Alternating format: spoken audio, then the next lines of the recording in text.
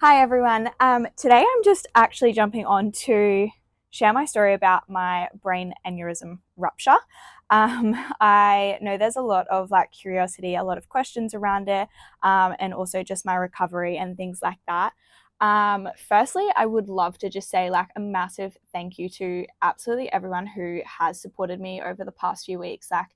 It's been beyond words to just be able to see the support that I've had from the entire community. So yeah, a big thank you to absolutely everyone. But yeah, I'm going to dive in, I guess, and go through the events that occurred and what happened, and all of that stuff. I know my family get asked lots of questions, and I think a lot of people don't really want to ask me questions because they might feel like they're overwhelming me and things like that. So I thought it would be a great opportunity just to share the actual story and yeah, get past all the curiosity. So to start it off, basically, I was going to the gym with my partner on the afternoon it happened. So this was back on the 31st, so about 3 or 4 weeks ago now, 3.5 kind of. So yeah, it was on the 31st. Originally, I actually wasn't going to go to the gym because my partner and I had a holiday planned that weekend. For his birthday, I was taking him down to the footy, which we unfortunately missed.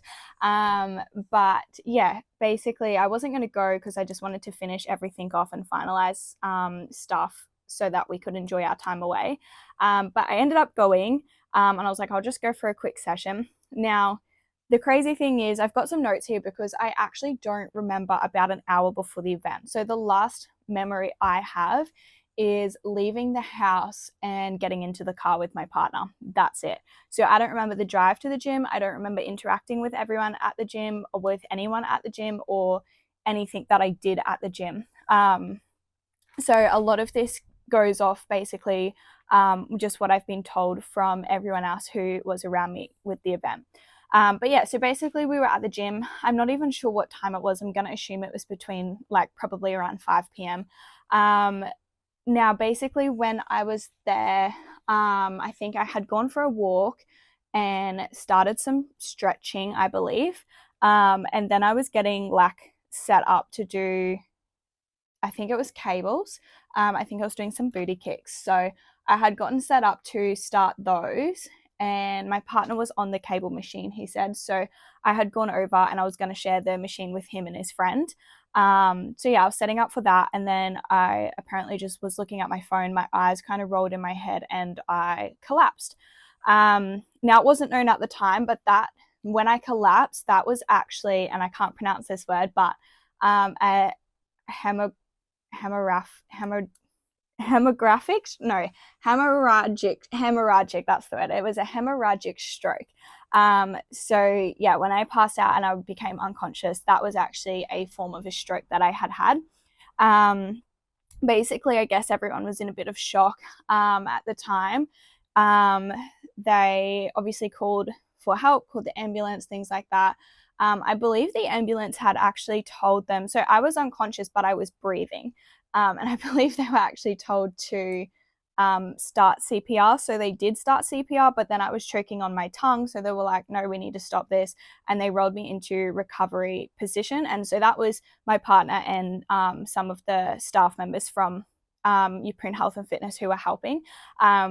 Which they all were just absolutely amazing, through the start to finish of, and even when I was in hospital, always checking in. So they've been amazing. But yeah, anyway, so basically they rolled me into recovery. I think someone had to hold my tongue because I kept choking on it, things like that, until the ambulance got there.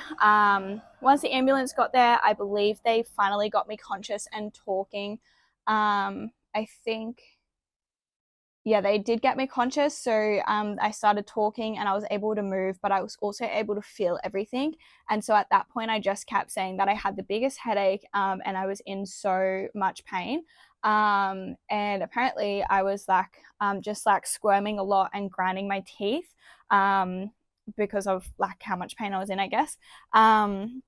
So yeah, basically that's what happened. I think in the ambulance was when they had to cut my top. So this is my favorite top that unfortunately got cut, but that's okay. So yeah, they had to cut through my top.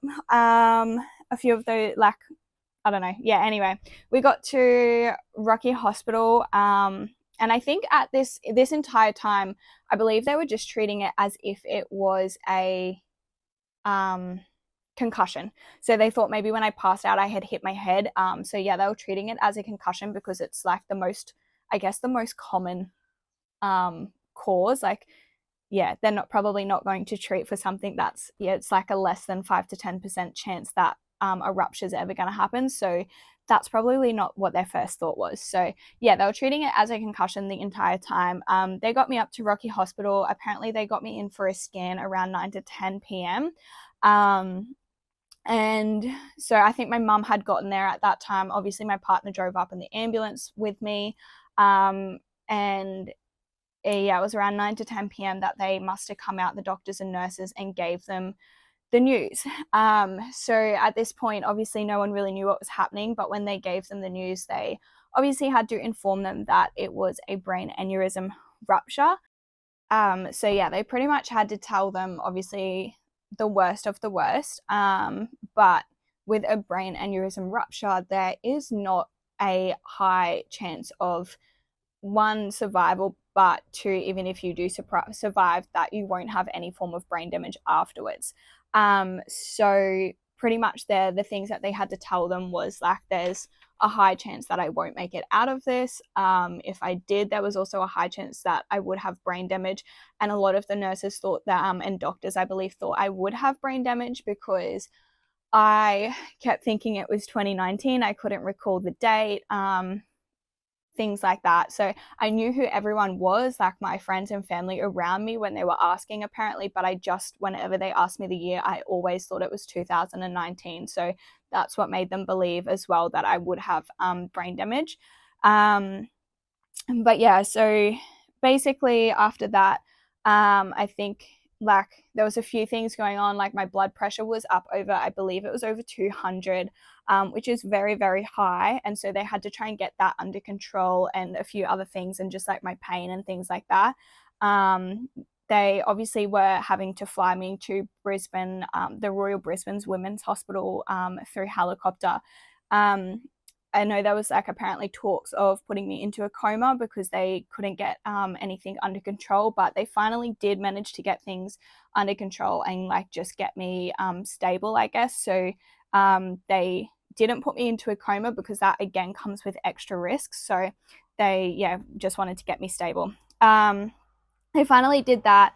Basically, yeah, they had pretty much told my family like it would be a minimum of 2 months recovery. I would have brain damage, all of those kinds of things. So basically, once they sent me in the helicopter, my family had to go home, rest for the night, which I don't think they did any resting.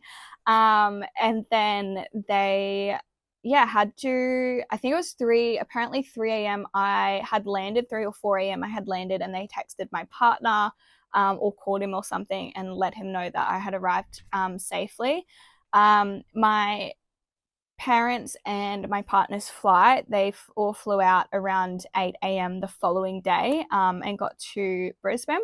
They got a phone call. They actually got the call while they were still on the plane, like just as they were landing, that from the neurosurgeon that basically they had to do surgery.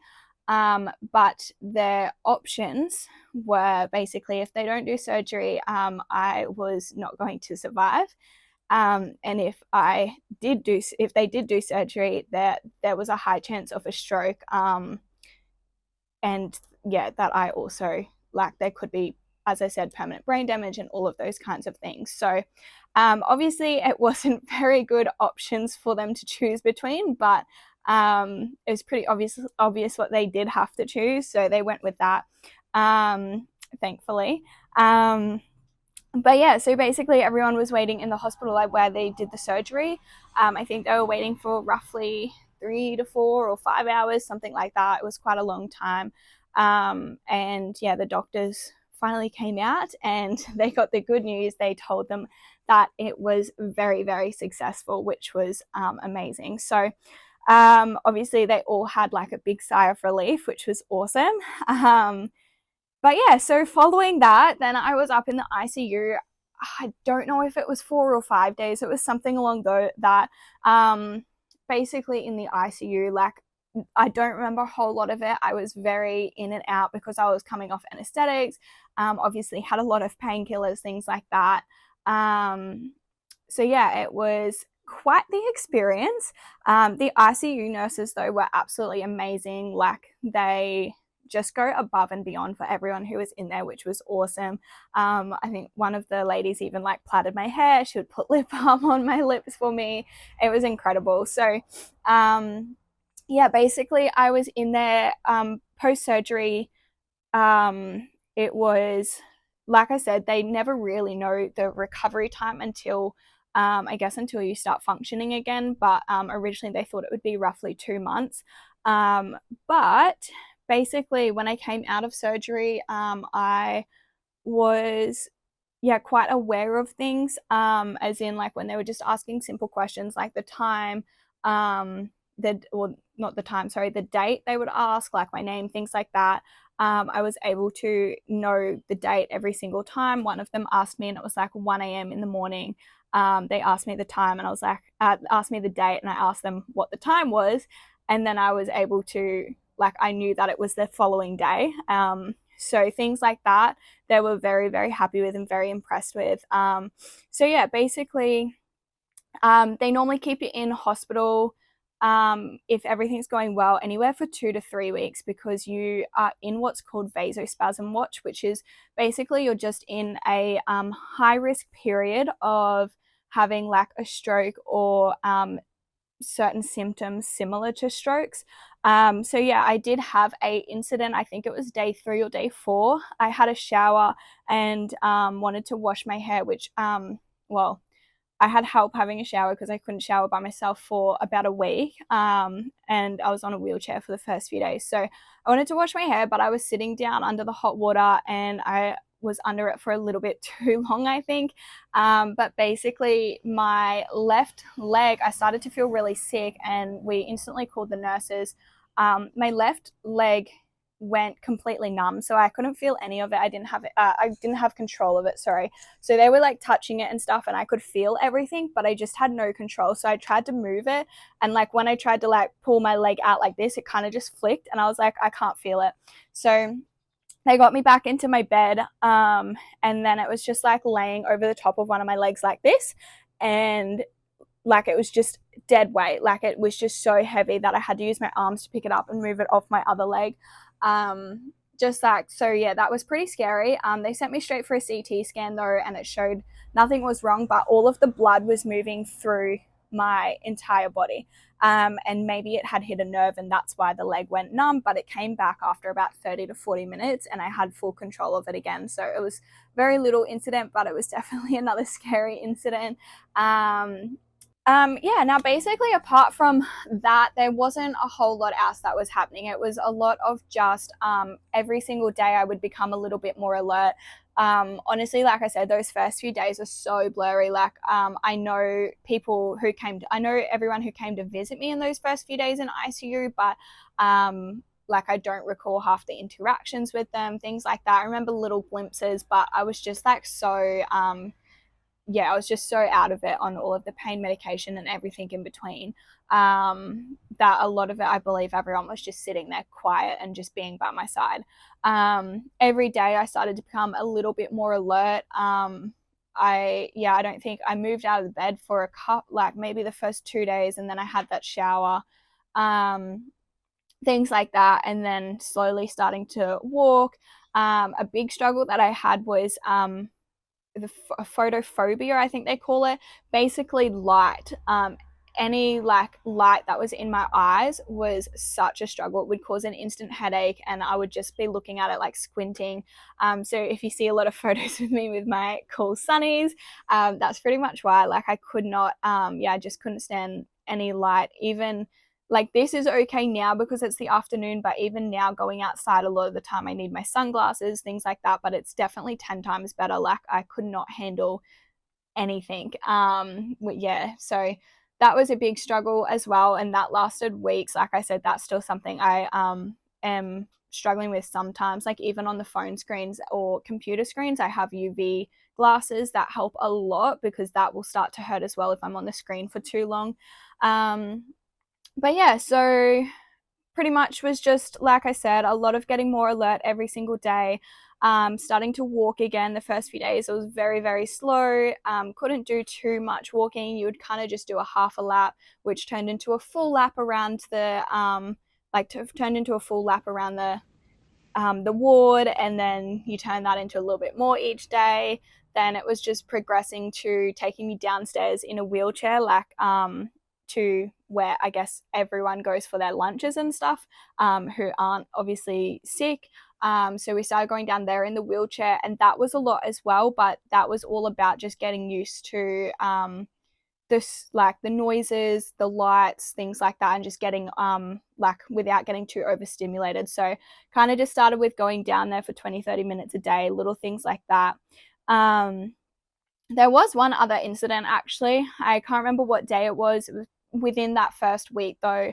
So the blood basically starts to shift. So it starts with a lot of pressure just in your head post surgery. So you'll see a lot of photos as well of me sitting there with like ice packs on my head and just compressing them because it was like so much pressure.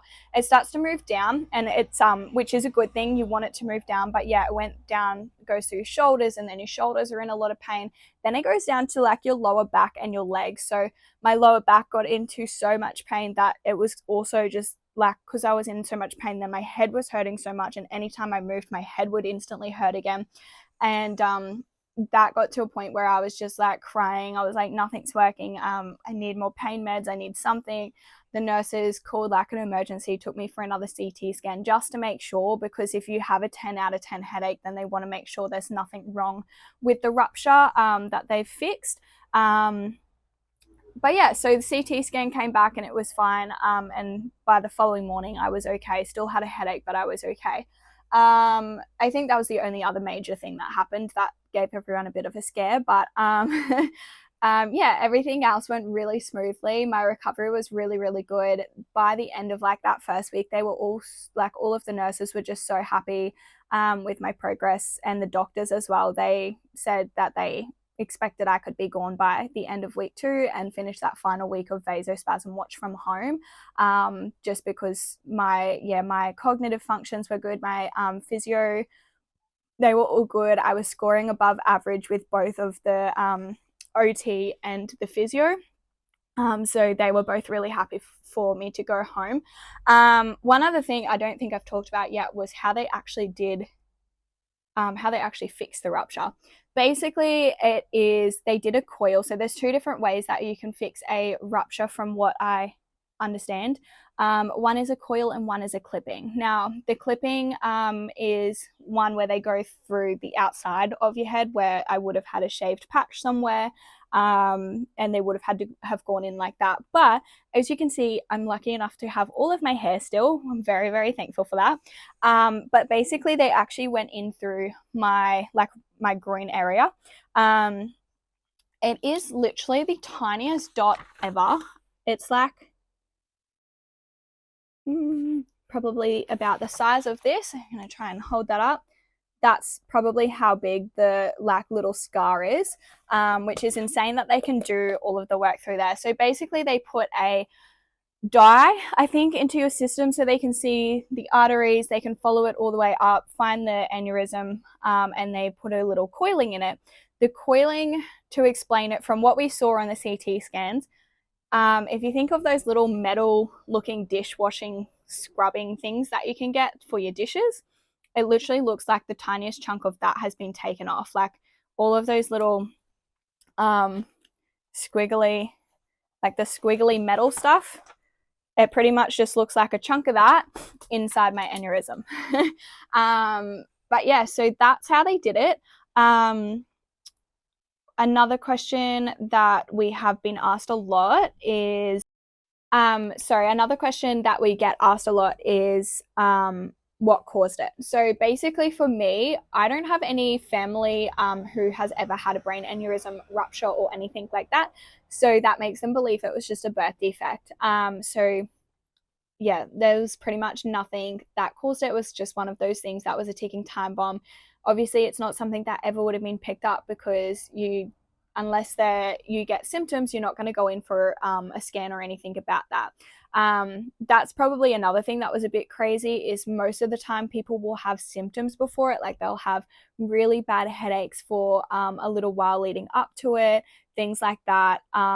You might even have symptoms of like losing feelings in your legs or your arms or not being able to talk, so similar to having like strokes or things like that. um, but yeah, I literally had no symptoms until it happened and I had a stroke. So I didn't have any headaches, I just literally had nothing. So that was another thing that was quite surreal, because I think a lot, like even the doctors and nurses were quite shocked that I had no symptoms prior to it. So yeah, but that's pretty much everything. Basically, I'm past the vasospasm watch now. I have been home for, like, last week. I finished vasospasm watch on Thursday. Finally finished. I had tablets that I had to take every 4 hours, including nighttime. So I finally finished those so I can sleep through the night.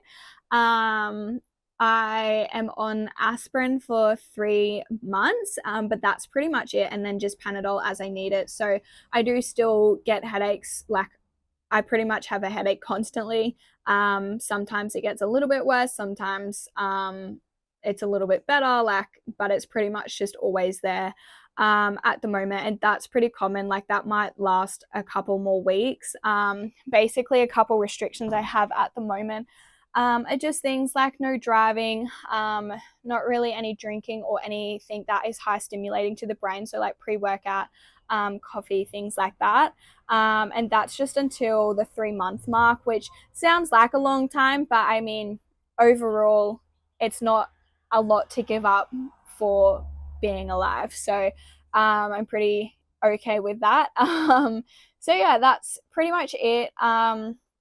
I have a checkup at 6 weeks, and then, which is just a phone call checkup. And then I'll have a scan at 3 months, which goes through to my doctors in Brisbane, and they'll give me a call. If they're happy with that, that's probably another restriction. Sorry, is I get off topic a bit. Another restriction is obviously no training. So I'm just starting with 10-minute walks each day, and over the next kind of 3-4 weeks, building that up to about a 30-minute walk. And then after that, if they're happy, I can probably go back to some body weight stuff and then really slowly start incorporating weights again. So by the time I progress through all of that, it's probably going to be close to the 3 month mark, if not the 3 month mark, when I'm back to doing weights. And again, starting back from scratch. But yeah, basically I'll have a 3 month scan. If my doctors are happy with that, then they won't worry about the 6 month one. But if there's anything they want to just keep an extra eye on, then I'll have a 6 month scan as well. But then I'll also have a 12-month scan, and I'll have a yearly scan for the next 5 years. So and luckily I can just do that from here, like from Rocky, and then that just gets sent to Brisbane to the doctors, and they just call me for a follow-up after that. But yeah, I think that is pretty much everything that occurred. It's definitely been a crazy ride, and when I think back on everything, even when I was in hospital, something that I said to everyone when they asked kind of how I was feeling, how I was, just things like that. I feel like any sadness that I feel towards the incident isn't actually towards myself, because I'm lucky enough that I don't remember a whole lot of what actually happened until I was already in recovery. So I think, like, for me, any sadness really that I feel is more so for my partner, who had to witness everything. I'm sure, like, I know it would have been terrifying, me being in the ambulance and them asking me what year it was and saying 2019, like, when you don't know what's going on and your partner saying the wrong year, things like that, like, would have just been absolutely terrifying.